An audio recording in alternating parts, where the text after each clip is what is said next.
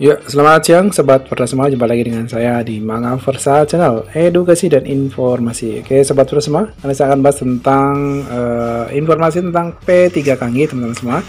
Di sini tapi yang akan saya bahas dan akan saya fokuskan adalah tentang bentuk afirmasi untuk P3K guru, P3K kesehatan dan teknis tentunya, Oke, Sobat Versa semua, kita mulai saja. Tapi sebelum saya mulai videonya, bagi teman-teman yang baru mampir ke channel saya ini, jangan lupa klik like, komen, dan subscribe.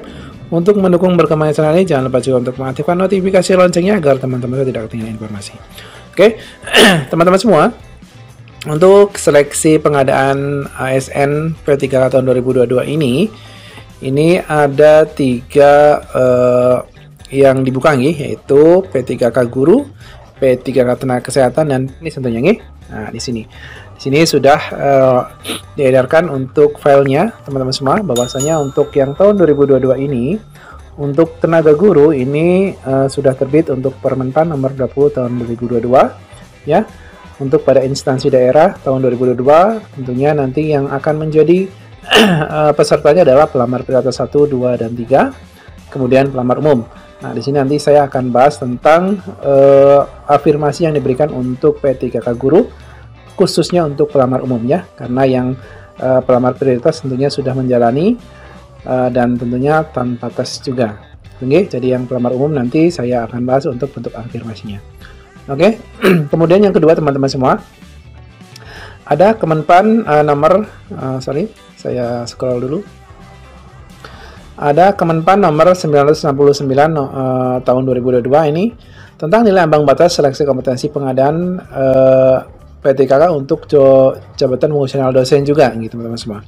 Kemudian ada Kemenpan ya nomor 968 tahun 2022 ini tentang mekanisme seleksi P3K guru, P3K untuk jabatan fungsional tenaga kesehatan. Kemudian yang terakhir adalah tentang Kemenpan nomor 970 tahun 2022 ini untuk pengadaan P3 untuk jabatan fungsional teknis Nah, ini teman-teman semua yang saya bahas adalah untuk afirmasinya kira-kira yang diberikan apa saja. Oke teman-teman, yang pertama adalah guru dulu teman-teman semua, bahwasanya untuk guru itu di tahun 2021 ini ada 4 jenis afirmasi teman-teman semua. Nih, yang pertama adalah memiliki sertifikat pendidik linear dengan jabatan yang dilamar. Yang kedua adalah usia di atas 35 tahun. Yang ketiga penyandang disabilitas. Yang keempat adalah PHK2. Nah, ini teman-teman semua untuk tahun 2022 ini berbeda dengan tahun 2021, bahwasanya yang mendapatkan afirmasi yang pertama tentunya teman-teman semua adalah yang pertama adalah memiliki sertifikat pendidik linear dengan jabatan yang dilamar, yaitu sebesar 100% dari nilai maksimal kompetensi teknis. Dan yang kedua yang belum dihapus adalah penyandang disabilitas teman-teman semua. Ini ada 10% ya di sini untuk bentuk afirmasinya. Kemudian untuk usia dan THK 2 ini sudah tidak diberlakukan lagi untuk seleksi P3K guru, khususnya untuk yang pelamar umum. Jadi hanya ada 2 yang tahun 2022 ini, yaitu sertifikat pendidik, kemudian penyandang disabilitas. Kemudian yang kedua untuk afirmasi tenaga kesehatan teman-teman semua. Nah, ini teman-teman semua di sini juga sudah bisa dilihat ya, bahwasanya untuk tenaga kesehatan ini ada 5 afirmasi yang bisa didapatkan. Nih teman-teman, silakan saja apakah teman-teman masuk beberapa kategori. Ya, di sini ya, ada 1, 2, 3, 4, 5. Yang pertama adalah 10%. Disabilitas tentunya akan dapat afirmasi sebesar 10%. Kemudian yang mau ditempatkan di daerah 3T ini ada 35% ya, yang sekarang mengabdi di daerah 3T ini dapat afirmasi sebesar 35%. Kemudian berusia 35 tahun, ini usia masih ada untuk jabatan fungsional tenaga kesehatan tentunya ya, sebesar 25%. Kemudian vaskes tempat bekerja saat ini ada 15%, dan penugasan dari Kementerian Kesehatan yang ada 5%. Nah, ini teman-teman semua, penjelasan lebih lanjutnya saya scroll ke bawah ya teman-teman semua. Nah, ini teman-teman semua. Ini ada kebijakan semua. Yang pertama adalah peserta pelamar. Yang pertama ada XTHK2 yang terdaftar dalam pangkalan data Badan Kepegawaian Negara atau BKN. Yang kedua adalah peserta atau pelamar dari tenaga kesehatan non-ASN yang terdapat dalam Sistem Informasi Sumber Daya Manusia Kesehatan atau SISDMK dalam Kementerian Kesehatan. Gitu, okay? Nah, kemudian ini untuk masa kerjanya ya, ini ada tanda bintang sesuai dengan syarat kualifikasi dan kompetensi masing-masing jabatan fungsional tentunya.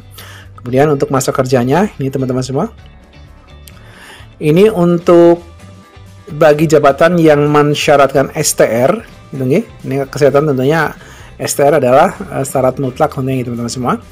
Maka nanti untuk kategori terampil atau pertama ini adalah 2 tahun, dia sudah bekerja atau berpengalaman 2 tahun. Kemudian atau mudia atau madya itu 3 tahun atau 5 tahun. Kemudian bagi jabatan yang tidak mensyaratkan STR, ini 3 tahun minimal bekerja. Kemudian yang muda atau madya ini 5 tahun minimal bekerja. Oke teman-teman semua. Kemudian untuk kebijakan seleksi P3 tenaga kesehatan, ini ada afirmasi yang diberikan, yang sudah saya sebutkan 5 tadi. Yang pertama adalah melamar pada fasilitas pelayanan kesehatan dengan kriteria terpencil dan sangat terpencil. Ini akan diberikan afirmasi sebesar 35% dari nilai maksimal kompetensi teknis. Nah, ini teman-teman, penentuan fasilitas pelayanan kesehatan dengan kriteria terpencil dan sangat terpencil sesuai dengan keputusan Menteri Kesehatan nomor 1345 tahun 2022 tentang data pusat kesehatan masyarakat terregistrasi semester 1 dan semester 2 tahun 2021. Kemudian afirmasi yang diberikan yang kedua adalah usia di atas 35 tahun dan memiliki masa kerja paling singkat 3 tahun secara terus-menerus. Nah, ini sebesar tambahan afirmasinya adalah 25% dari nilai maksimal kompetensi teknis.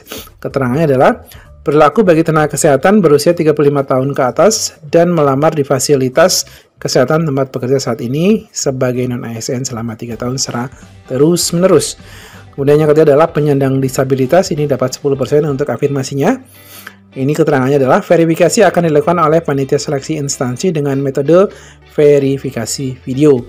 Kemudian bentuk afirmasi yang keempat pada jabatan fungsional kesehatan adalah melamar di fasilitas kesehatan tempat bekerja saat ini sebagai non-ASN. Ini jumlah afirmasinya atau tambahan nilai adalah sebesar 15%. Keterangannya adalah peserta terdaftar di SISDMK Kementerian Kesehatan berstatus aktif dan berkesesuaian antara jabatan yang dilamar dengan jabatan yang tertera dalam database. Yang kelima adalah pelamar sedang atau telah melaksanakan pengabdian penugasan dari Kementerian Kesehatan. Ini jumlah afirmasinya adalah 5% dari nilai maksimal kompetensi teknis. Pengabdian beberapa penugasan sebagai berikut. Yang pertama adalah penugasan khusus atau DTPK, Pensus DTPK.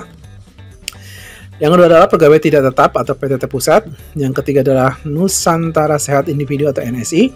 Yang keempat adalah Nusantara Sehat Berbasis Tim atau NST.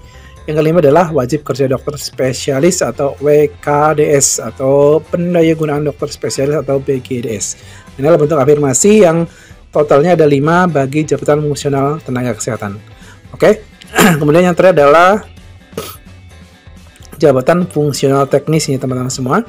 Ini jabatan fungsional teknis di sini tidak disebutkan bentuk afirmasinya ya. Jadi untuk jabatan teknis ini hanya ada keterangan persyaratan pengalaman kerja bagi pelamar saja di sini. Ya. Yang pertama adalah dia untuk jabatan jenjang pemula itu dia harus paling singkat 2 tahun pengalaman bekerjanya. Kemudian untuk jabatan fungsional jenjang ahli madya, ini dia harus punya pengalaman kerja paling singkat 3 tahun di bidang kerja yang relevan dengan jabatan fungsional yang dilamar. Kemudian untuk jabatan fungsional jenjang ahli madya, paling singkat kerja yang relevan dengan jabatan yang dilamar.